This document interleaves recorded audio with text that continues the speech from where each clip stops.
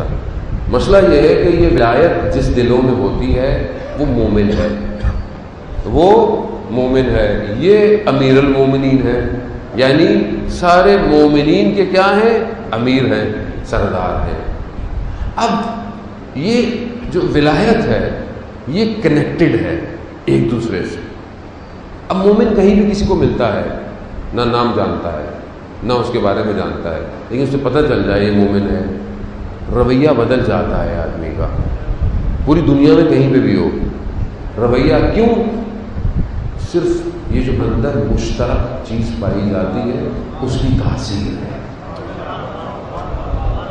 اور یہ تو ہمیں وہ ہے جو سمجھ میں آ رہا ہے تھوڑا تھوڑا، لیکن اگر آپ تھوڑا سا اوپر اٹھیں تو اس ولایت کو کائنات کی ہر چیز نے قبول کیا ہے۔ اگر مومن اپنے آپ کو تھوڑا سا اوپر لے جائے تو پوری کائنات کو پتہ چل جاتا ہے یہ مومن ہے۔ پھر آپ دیکھیں وہ کرتا کیا ہے مومن کے ساتھ، یعنی پھر آپ کو کوئی چیز ہلا نہیں سکتی۔ لیکن اب یہ کیسے ہو سکتا ہے؟ تو یہاں مشکل ہے تھوڑی سی۔ یہ کیسے ہو سکتا ہے کہ کسی کے دل میں یہ ولایت ہو، ٹھیک ہے، اور وہ دوسرے کو گالی دے رہا ہو؟ کیسے ہوتا ہے؟ برا والا بولے، لڑے، نزاع ہو، فساد ہو آپس میں، دوسروں سے نہیں کہہ رہا، آپس میں۔ کیسے؟ یہ ولایت اندر ہے، یہ محبت اندر ہے، اور پھر آدمی دوسرے سے نہ لڑتا ہو، حسد کرتا ہو۔ کیسے ہے یہ؟ تھوڑا اس طرح بھی تو سوچنے کی ضرورت ہے کہ نہیں ہے، یہ کیسے ہو سکتا ہے؟ مگر اس زمانے میں جن کے دلوں میں ولایت تھی ان کے آپس میں اختلافات تھے۔ اختلاف اس سے تھے جس کے دل میں ولایت نہیں تھی۔ تاریخ اسی کو بیان کرتی ہے، آپس میں جو ولایت تھے چاہے کہیں بھی رہتے تھے جڑے ہوئے رہتے تھے۔ تو پھر یہ کیسی ہمارے، میں آپ باہر تو بات ہی نہیں کر رہا، میں اپنی بات کر رہا ہوں، ہم آپس میں ہمارے سب کے دلوں میں یہ ولایت ہے، تو ہمیں آپس میں ایک دوسرے سے نفرت کیوں ہے؟ پتہ نہیں آپ لوگ پہنچ پا رہے ہیں کہ نہیں پہنچ پا رہے ہیں؟ یہ سوچنے کی بات ہے نا۔ تو اس کا مطلب ہے یا آپ کے دل میں ولایت اچھی ہے یا اس کے دل میں، کسی کے ایک کے دل میں ولایت صحیح ہے، کسی ایک کے دل میں ولایت گڑبڑ ہے۔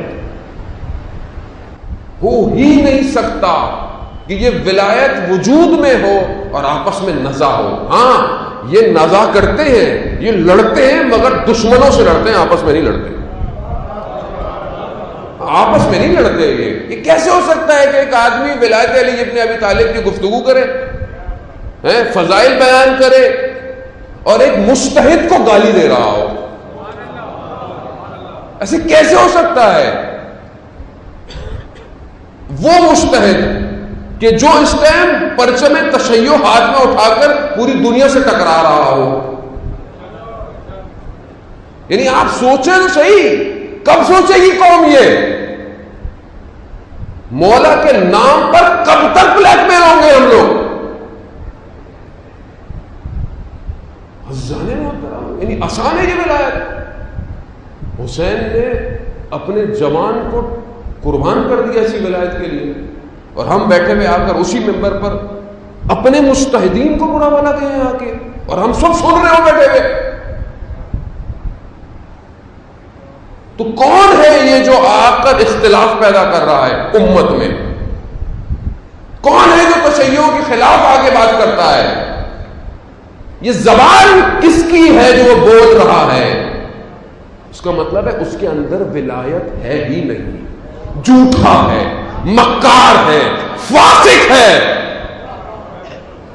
ایجنٹ ہے، لبادہ اوڑھ کے آیا ہے، جانتا ہے یہ علی کے نام پر زندہ ہے، اسی نام سے انہیں گمراہ کرو۔ وہ ہمت نہیں ہے کسی کی ظاہر بولنے کی، کیونکہ بہرحال ہمیں تو بولنا ہے۔ ولایت کا تقاضا ہے آپس میں جڑو، اللہ کی رسی کو مضبوطی سے تھامو، واعتصموا بحبل اللہ الجمیع، اللہ کی رسی کو تھامو، جمیعاً مل کر تھامو، لا تفرقوا، آپس میں اختلاف پیدا نہ کرو۔ یہ کیسے ہو سکتا ہے کہ مجلسیں ہو، ممبر ہو، عزاداری ہو، جلوس ہو، ماتم ہو اور آپس میں اختلاف ہو؟ کیسے ہو سکتا ہے یہ؟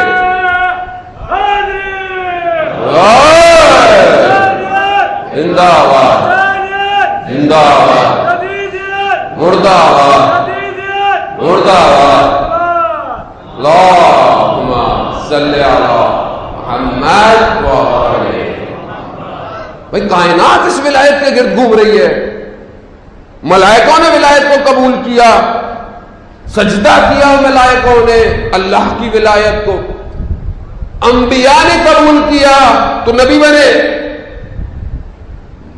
آپ اگر اس ولایت کو قبول کر رہے ہیں، سارے انبیاء اگر ایک کمرے میں جمع ہو جائیں، آپس میں اختلاف نہیں ہے، کیوں؟ ہدف ایک ہے،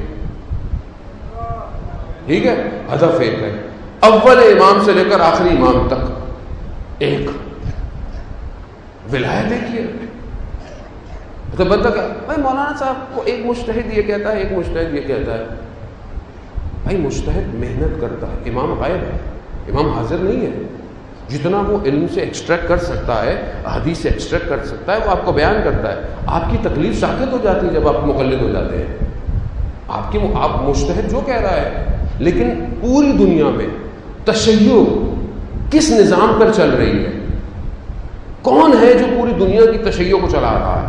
مرجعیت کا نظام ہے، یہی نظام ہے نا۔ کون اپنی زبان کو سامنے بڑھا ہوا ہے؟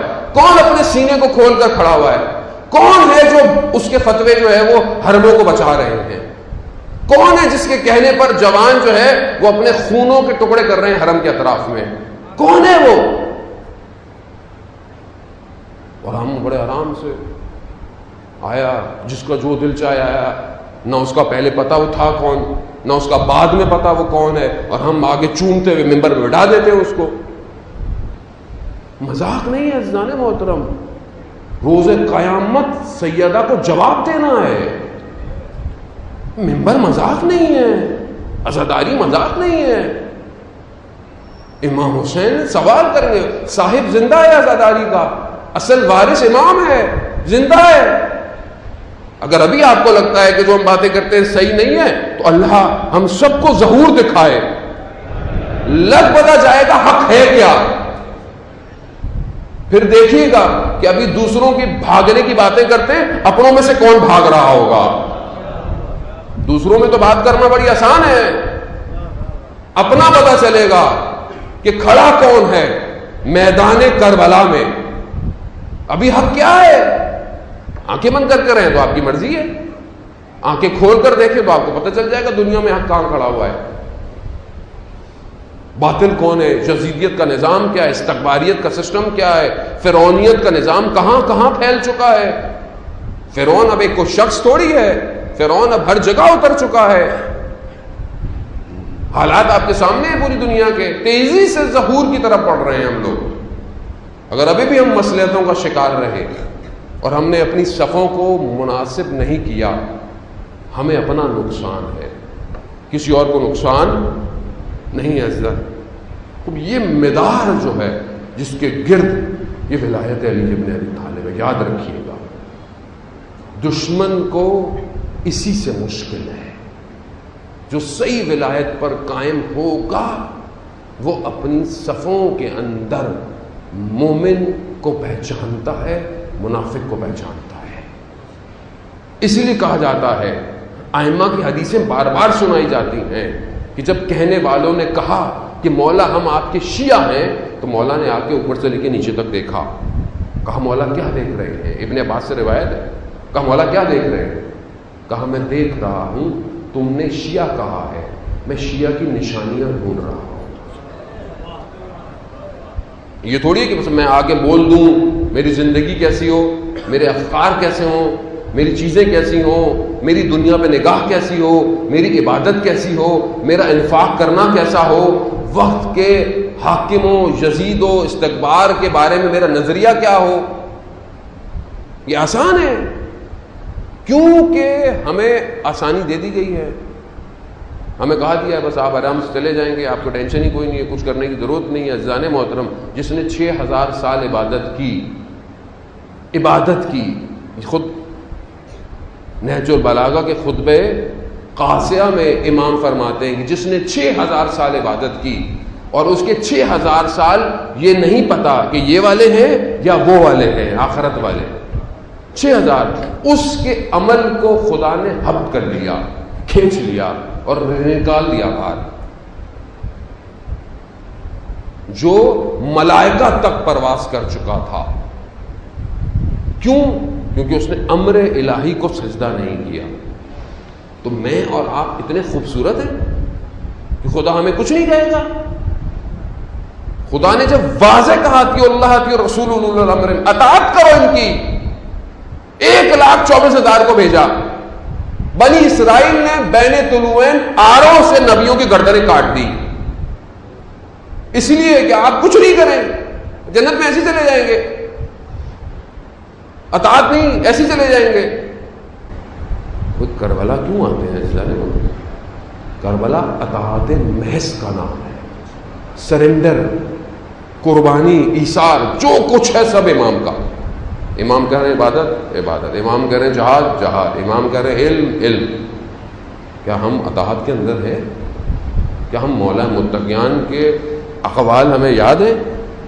مولا متقیان کے نہج البلاغہ کو دیکھتے ہیں کبھی؟